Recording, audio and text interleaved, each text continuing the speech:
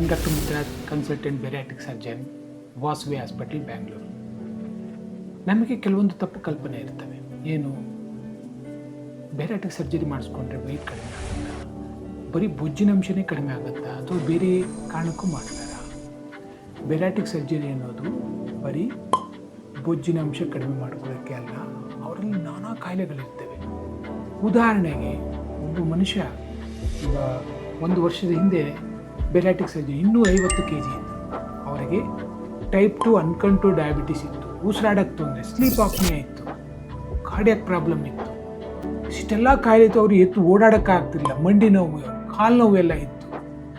So ಅವರು ನಮ್ಮ ಹತ್ರ ಬಂದರು, ಎದ್ದು ಓಡೋಕ್ಕಾಗ್ತಿಲ್ಲ, ಎಕ್ಸಸೈಸ್ ಮಾಡೋಕ್ಕಾಗ್ತಾಯಿಲ್ಲ, ಈ ವೆಯ್ಟ್ ಹೆಂಗೆ ಕಡಿಮೆ ಮಾಡೋದು? ಸೊ ನಮ್ಮ ಹತ್ರ ಬಂದಾಗ ಅವ್ರಿಗೆ ನಾವು